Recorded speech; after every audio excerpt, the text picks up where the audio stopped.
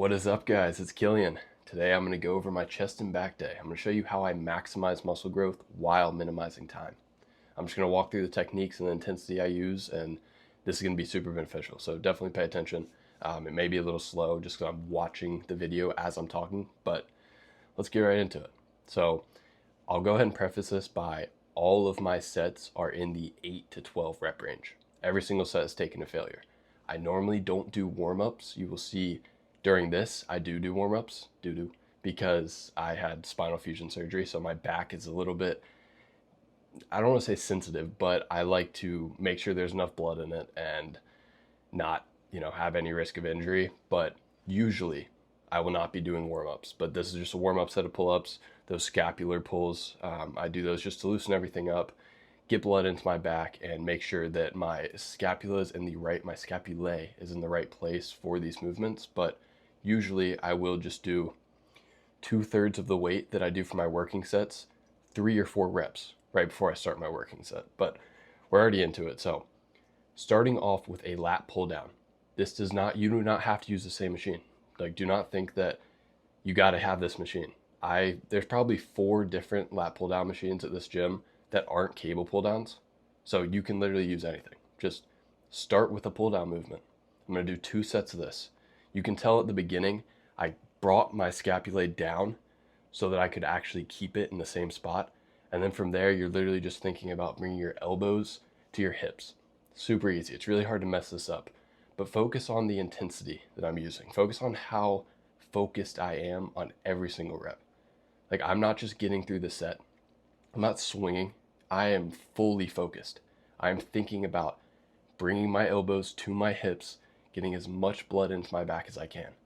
That is why I've had the transformation that I've had, because I have full intention every single rep. I'm not just going in there to get a pump. I'm going in there to do as much as I possibly can. So 2 sets of that, 2 failure. Now we're on to a lat row. For these lat rows, same thing. I like to do them single arm. You can do them both arms, no difference. Make sure you're dropping your scapula and thinking about bringing your elbow to your hip. When you're doing that, you do not want to go all the way back. You want to stop once it's about 90 degrees. Once it's in line with your body, you want to stop because we're prioritizing lats. If we were doing traps, you'd go all the way back, but that's not the case. 2 sets of this, obviously both arms. 1 set right arm, 1 set left arm. Another little tip, start with your weaker side. Go to failure and then match the amount of reps that you got with that weaker side on your stronger side. That way, if you have any muscle imbalances, strength imbalances, it will catch up. That's what I do. That's why you see me starting with my left. Sometimes my right is stronger on certain muscles, right side stronger on certain muscles, left side stronger on certain muscles, but you'll figure that out as you go, and then just make sure on the single arm or single leg movements, you're starting with the weaker side. But same thing. Look at the focus. I'm not just getting this done. Look at the tempo. I am making sure to make every single rep count. I promise you that is what separates me from most lifters, especially natural lifters. I'm not just in there fucking getting it done.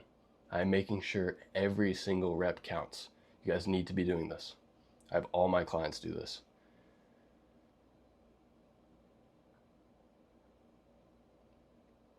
Also, make sure you're getting that stretch. Do not stop when you think, your arm is fully extended. You want to actually make sure your lat is stretching. See how I'm not just stopping. I'm letting my lat stretch out, bringing my elbow to my hip. Easy money, we're done with lats. Now on to traps. This is going to be a chest-supported trap row. Make sure that you're doing this on a chest-supported machine so you can fully think about getting your scapulae as far apart as you possibly can, your shoulder blades, and then bringing them as close as you possibly can. Also, the more your elbows, arms are out, the more traps it's going to hit. The closer they are to your body, the more lats they're going to hit. It's pretty simple, easy to remember. But when you're contracting your traps, think about squeezing a pencil in between them, in between your shoulder blades. You really want to squeeze at the top.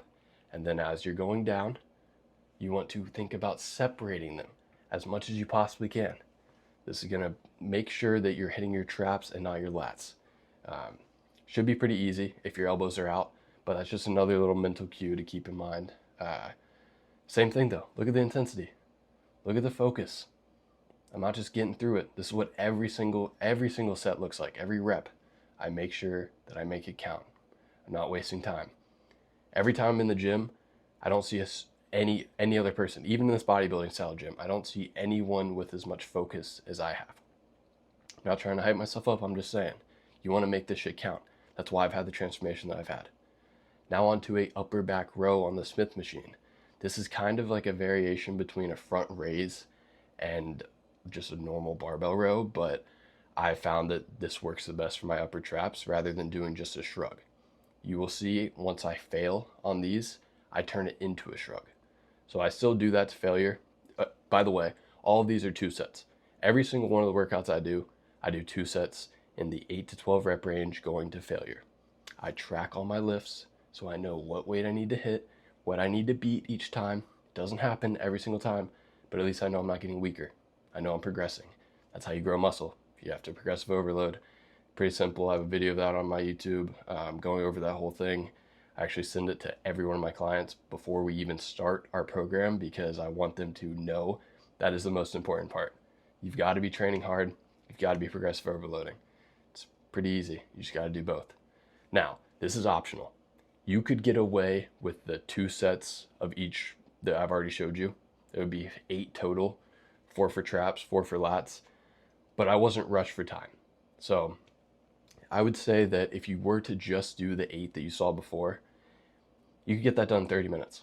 If you're resting 90 seconds to 2 minutes, you could get that done in 30 minutes. Full focused, not going on your phone, not talking to people. Get in there and get it done. 30 minutes. Everyone has that. Everyone has that.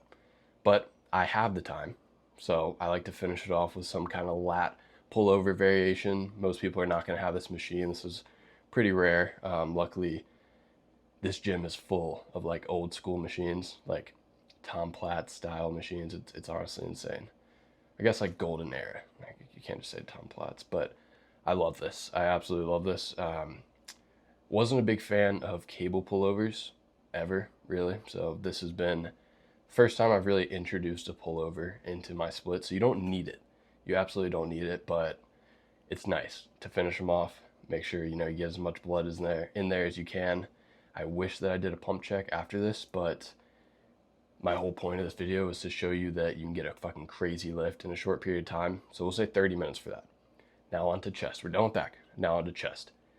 Believe it or not, I have not been doing any pressing movements for chest. I mean, I guess this is kind of a pressing movement, but I just feel this much, much better.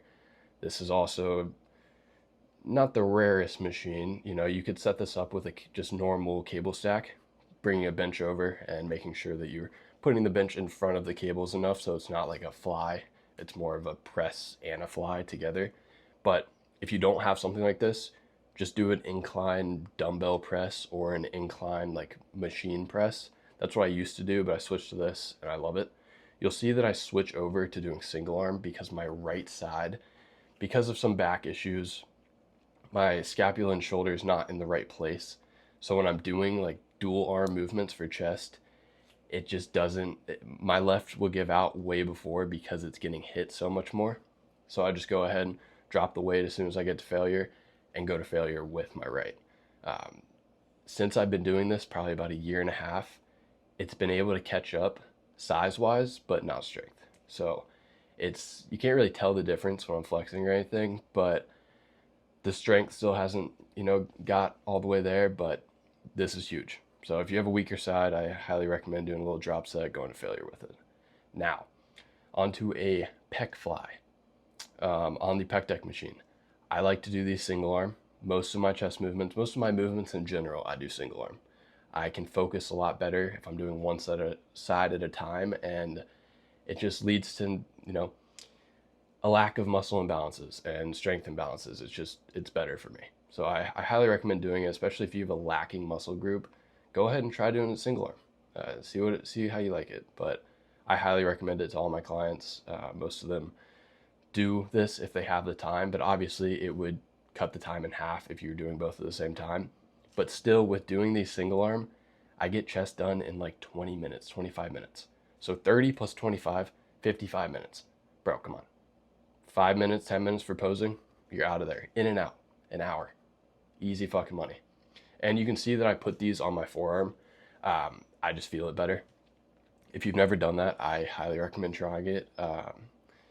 It's not the most comfortable because, you have all that weight right on your forearm. So your hand might feel a little numb by the end, but it's worth it for me because of how much more I feel it.